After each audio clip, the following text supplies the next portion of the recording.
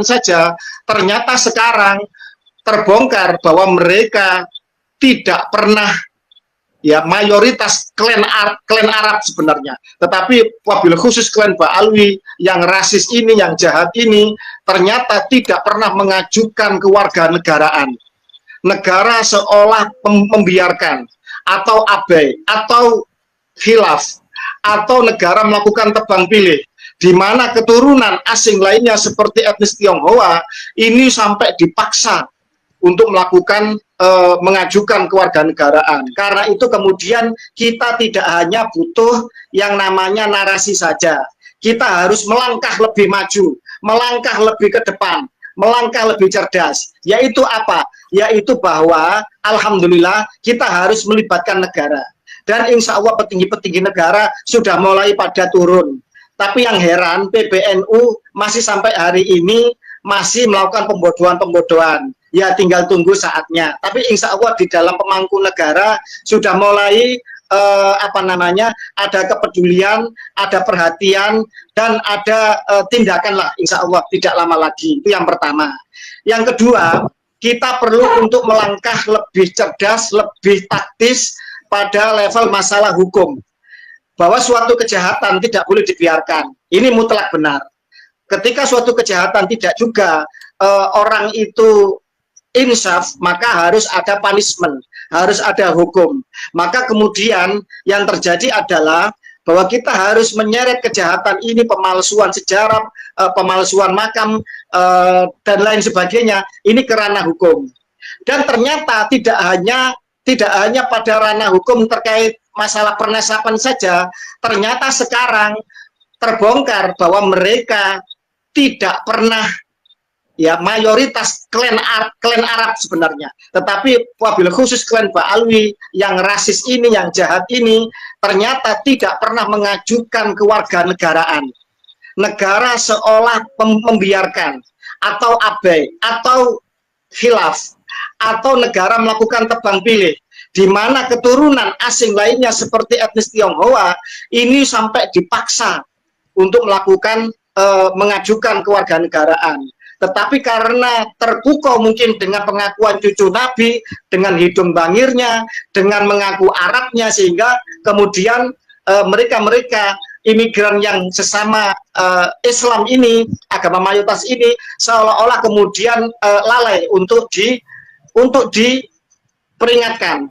Sebenarnya diperingatkan sudah 2 kali, tahun 47 sama tahun 58, 2 kali pemerintah Indonesia memperingatkan klan Arab untuk mengajukan kewarganegaraan, tapi mereka bandel, mereka seolah-olah ingin melanjutkan supremasi kelasnya sebagai kelas elit, sebagaimana zaman penjajahan Belanda. Dan alhamdulillah sekarang sudah digugat di Mahkamah Konstitusi. Apapun hasilnya, entah Mahkamah Konstitusi nanti akan tegak lurus dengan konstitusi itu sendiri, ataukah Mahkamah Konstitusi akan masuk angin, wallahu a'lam. Sejarah nanti yang akan menjadi saksi dan menjadi hakim seadil-adilnya nanti bagi para pemangku bangsa ini bila mereka tidak melakukan keadilan. Yang jelas apa yang dilakukan oleh Kang Mas Subhan, sarjana hukum, magister hukum, untuk menggugat kewarganegaraan klan Ba'alwi adalah mengingatkan, membuka mata semua anak bangsa bahwa mereka bukan warga negara Indonesia. Itu. Kemudian yang paling penting lagi, kita telah membuat banyak laskar. Ada laskar Sabilillah, Perjuangan Wali Songo Indonesia yang sangat solid, yang sangat luar biasa gebrakannya, dengan panglimanya yang ganteng, gagah, berhidung mancung, Gus Abbas Buntet, yang mirip-mirip dengan orang Arab asli, kan begitu. Ada Laskar Mataram, Alap-alap Mataram, dan lain sebagainya. Banyak sekali kita para pejuang Nusantara yang bangkit. Mari kita jaga daerah kita masing-masing dari makam-makam palsu, dari pembelokan sejarah. Kita jaga mimbar-mimbar pengajian yang itu akan meracuni generasi muda kita untuk nanti mereka menjadi budak dari orang-orang palsu yang akan membelokkan sejarah Nusantara. Contoh, di Solo ada Masjid Wiroyudan, masjidnya Paku Buwono ke-10, seorang raja yang kaya raya, yang menyokong gerakan Budi Utomo 1908, yang membiayai 1928 Sumpah Pemuda, yang menyokong BPUPKI dengan mengirimkan seorang abdi dalamnya KRT Rajiman Widyodiningrat untuk menjadi ketua BPUPKI dan mengutus cucunya nanti pahlawan nasional Pangeran Hamijoyo masuk di dalam BPPKI. Itu Masjid Wiroyu dan Pakubono telah menjadi Masjid Asgaf. Demikian juga di Pasuruan ada masjid peninggalan keturunan dari Adipati Adiningrat bin Pakubono II, sekarang juga menjadi Masjid Asgaf. Alhamdulillah keturunan Niti Adiningrat, para pejuang Nusantara di Pasuruan, baik dari PWI, dari Naat, dari NU, Banser, semuanya itu ikut pakai belangkon, ikut pakai jarit untuk meramaikan tiap malam bulan purnama di Pajimatan di depan Masjid Jamek, Masjid Agung Pasuruan untuk ziarah ke makam Niti Adiningrat sebagai adipati pemangku asli Pasuruan. Artinya apa? 500 sampai 1000 orang tiap malam bulan purnama pakai belangkon, solawatan dengan langgam Jawa, ziarah ke makam Pajimatan, pendiri, pahlawan, dan orang yang memiliki warisan asli Pasuruan. Alhamdulillah, semoga di daerah-daerah lain timbul kebangkitan yang sama. Dan mohon maaf, kita harus lebih maju melangkah. Tidak perlu ditanggapi orang-orang tidak penting, tidak jelas, orang-orang pekok seperti Haplo Grup L, Sikori, Bangladesh, itu nggak perlu. Nggak ada gunanya. Itu manusia-manusia yang cari cuan, cari rupiah. Orang nggak jelas itu orang yang hanya nimbrung, pengkhianat kanan kiri, siapa yang bisa ngasih duit dia akan berpihak. Wah, itu tidak perlu ditanggapi itu Bangladesh itu. Karena apa? Haplogrupnya L, haplogrup L India. Jelas orang Bangladesh itu sama itu dengan Rohingya itu, pengungsi-pengungsi gak jelas itu. Sama lagi itu yang pinter muter-muter si Suneo. Siapa itu yang haplogrup R seperti Benyamin Netanyahu, yaitu Perdana Menteri Israel. Yang iya si Macron Lee yang ngaku historian ternyata palsu cuma 2 SKS. Nggak perlu ditanggapi, dia itu semua penipu palsu. Nggak ada, itu hanya cari cuan kepada Robito Alawiyah. Robito Alawiyah atau Baal ini penipu, ditipu lagi sama orang-orang penipu ini. Tapi ya hebatlah bisa menipu penipu. Berarti kan luar biasa prestasinya. Ya, gitu saja. Baik. Terima kasih. Ya, baik. Baik, terima kasih. Good lagi. Nanti itu sebenarnya saya mau nanyain itu, nanti ada pertanyaan. Saya mau ke Kiai Nur Ihya Hadinegoro. Assalamualaikum, Yai. Waalaikumsalam warahmatullahi wabarakatuh. Apa kabar, Yai? Lama tidak berjumpa. Baru pulang kerja. Yai Ihya, bagaimana Yai Ihya melihat situasi terkini tentang polemik nasab dan pengubahan sejarah, pemalsuan makam, dan progres-progres lainnya, ya. Barangkali ada pandangan, dipersilakan, ya. Assalamualaikum warahmatullahi wabarakatuh. Waalaikumsalam warahmatullahi wabarakatuh. Bismillah, alhamdulillah, wassalatu wassalamu ala rasulillah, Muhammad ibn Abdillah, wa ala alihi washabihi wa wala, amma ba'dah. Yang kami hormati para kiai, para pejuang yang ada di channel ini dan para pemirsa pendengar semua di seluruh dunia, khususnya Yai Haji Maduddin Usman, RT Pake, Gus Rifki, Gus Fuad dan lain-lain sebagai simbol dari perjuangan perlawanan dari penindasan, penipuan, pembodohan, pembelokan sejarah dan pengkaburan sekaligus pemalsuan kuburan dan semuanya yang sangat-sangat membanggakan. Alhamdulillah yang ada di channel ini, yang live sore hari ini adalah benar-benar orang-orang yang murni berjuang demi negeri dan agama ini.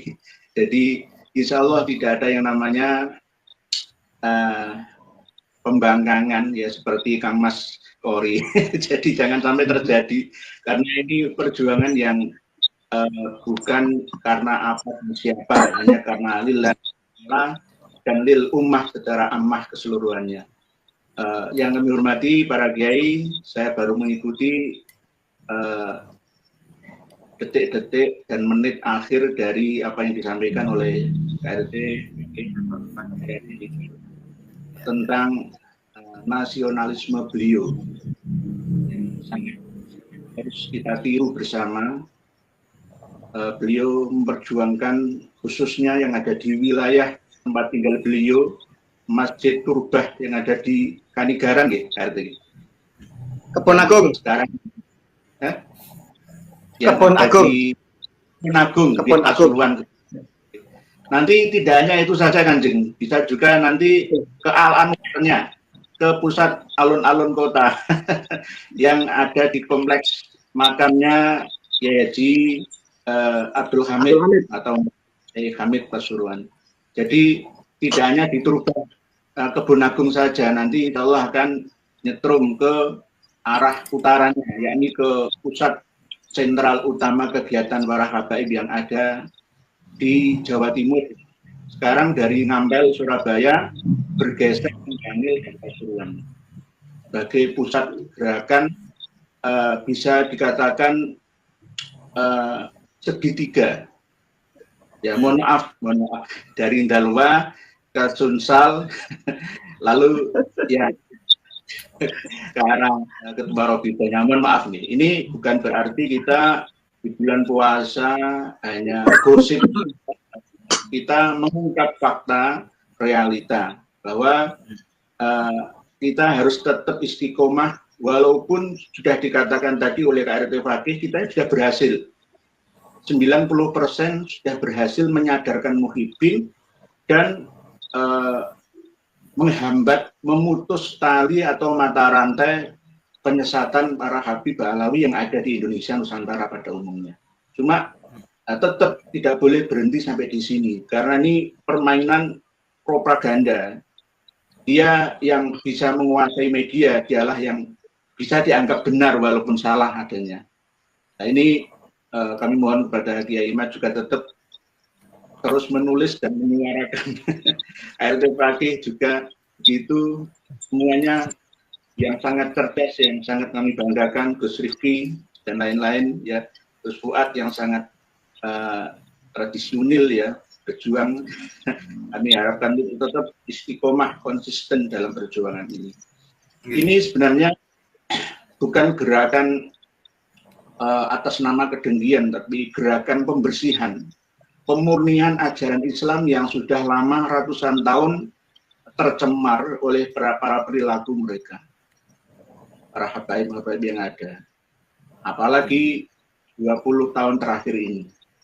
Ratusan tahun yang lalu sudah tertanam di dalam benak memori para kiai-kiai kita sekarang yang sudah sampai 4 generasi ini. Sehingga tidak cukup hanya 3 tahun berjalan kita berjuang, tapi ini tetap masih terus berjalan ke depan. Tetap harus menyampaikan karena ini sudah 4 generasi lebih lah. Jadi kita pun harus berjuang ya ratusan tahun lebih juga. Sampai mungkin kalau kita tiada akan diteruskan oleh generasi kita mendatang. Nah ini sebenarnya habaib Alawi itu kalau dia dolu sendiri itu nggak masalah, itu urusan pribadi dijamin oleh hak asasi manusia. Tetapi kalau wa'al-dolu ini loh yang membuat kita harus bangkit, mereka itu menyesatkan. Kalau hanya sesat urusan mereka, siapapun boleh, itu pilihannya. Tapi kalau yang wa'al-dolu, yang dolu itu, yang menyesatkan, ini tanggung jawab kita bersama. Sama seperti yang disampaikan KRT Fakih tadi, kenapa PBNU masih sudah. Ini kan berarti kami menyalahkan organisasinya. Kalau kami ini semua juga orang NU. Kita hanya mengkritik oknum individual, individunya yang ada, yang mengurus NU-nya itu yang kurang benar. Selain kita menata negara, juga menata struktur organisasi agama. Negara kita juga banyak diurus oleh orang-orang yang kurang becus. Mohon maaf, sekelas menteri saja mengata-ngatai Kiai Imad dan kawan-kawannya itu sebagai, bahasanya kurang etis. Apalagi dari unsur agama, dari unsur pengasuh pondok pesantren besar di Sukabumi, yang saya tidak menyebutkan namanya, yakni Kiai Haji Abdullah Muhtar, ya saya tidak menyebutkan namanya. Itu aja mengatai Kiai Imad orang sinting. orang sinting. Nah ini berarti sama dengan ya kafir, kamu adalah kafir. Kalau tidak terbukti ya kekafirannya kembali kepada penuduhnya. Berarti yang sinting siapa? Ya Imam menunjukkan dalil yang tidak bisa dipatahkan, tetapi hanya dipatahkan dengan kata-kata orang sinting. Ini contoh kecil saja. Satu orang Kiai Haji Abdullah Mukhtar yang saya anggap sebagai Kiai Haji Abdullah bin Nuh yang kedua dari Cianjur ke Sukabumi, ya. Ini sih belum mau membuka diri, tidak mau tahu, ingin tahu, mempelajari apa itu Ba'alawi, Alawi, Alawiyah, Alawiyin, sehingga digerabah uyah semua bahwa Kiai Imad dan kawan-kawan ini menentang, tidak percaya adanya cucu Nabi yang ada, tidak percaya masih adanya keturunan Nabi di Indonesia. Nah itu yang kami baca ya, sekilas dari tulisannya itu, oh berarti orang-orang yang membatalkan nasabah al-Jumud orang-orang sinting, ya berarti dia beliaunya belum paham, dan mungkin hanya sekelebat saja mendengarkan omongan kita, sama seperti mohon maaf Gus Najih, Kiai Sukron Makmun, bahkan putranya juga, tidak hanya itu ya dari rombongan sepuh kita yang masih belum tersadarkan. Ini gambaran nyata, sekelas tokoh besar yang kita anggap para pembesar agama dan bangsa ya, bisa kena doktrinnya Dajjal seperti ini. Dajjal Ba'alawi versi sekarang ini saja kita sulit untuk menghindari. Masih banyak yang kena makan, terfitnah, kena fitnahnya Dajjal. Apalagi nanti kalau Dajjal yang paling besar akan turun ke muka bumi.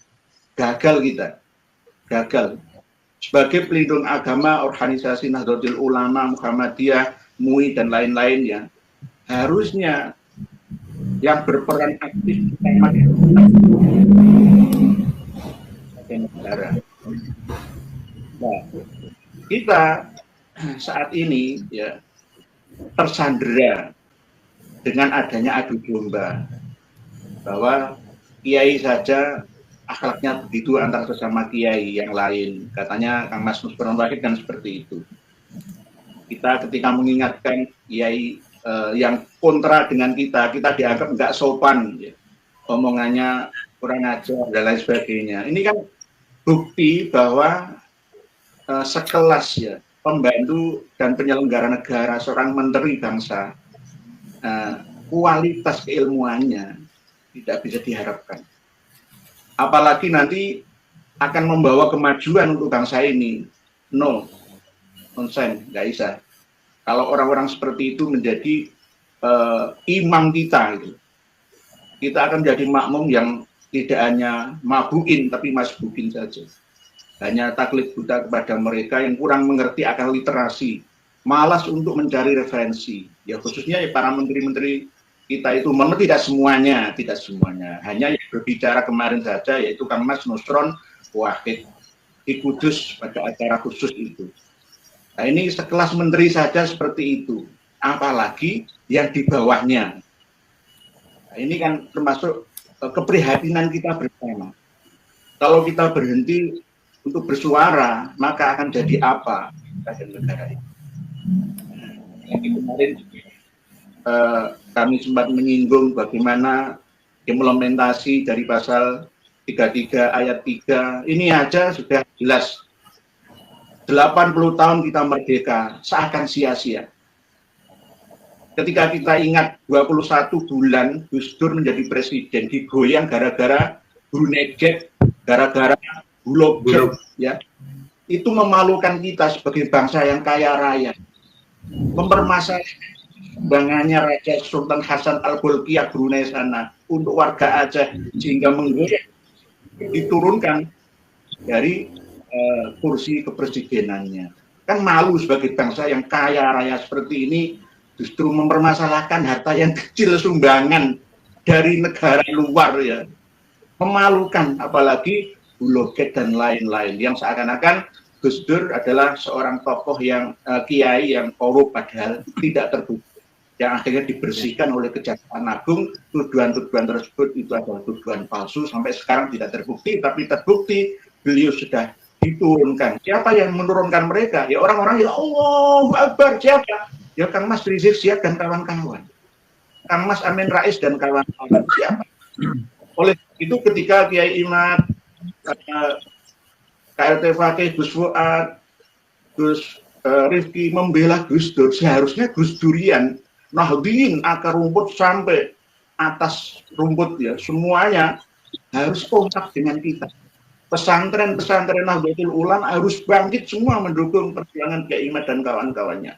Jangan sebaliknya, justru malah kita mau diadu domba antar sesama kiai, dibenturkan ya untuk menyerang satu sama lainnya. Nah, ini yang tertawa keplok-keplok adalah Habib Ba'alawi. Sama seperti cita-cita Belanda dan praktek Belanda yang diterapkan di Nusantara sehingga bisa lama menjajah negeri kita. Nah, ini akan diadopsi lagi oleh Ba'alawi. Kalau kita masih mau diadu domba, maka Ba'alawi akan tetap mengambil keuntungan dari perpecahan kita. Oleh sebab itu seluruh anak bangsa, khususnya warga Nahdien ya, harus bangkit mendukung perjuangan kita. Wahai para anggota struktural Nahdlatul Ulama, mulai dari PB, PW, PC, MPC, ranting, semua harus kompak mendukung perjuangan Kiai Imad dan kawan-kawannya. Ya termasuk saya hanya menjadi makmum saja untuk mendukung perjuangan beliau. Mungkin demikian. Mungkin Gus Rifki kami sampaikan. Terima kasih Nuriyah atas pemaparannya, ajakannya, motivasinya kepada seluruh bangsa pribumi Nusantara.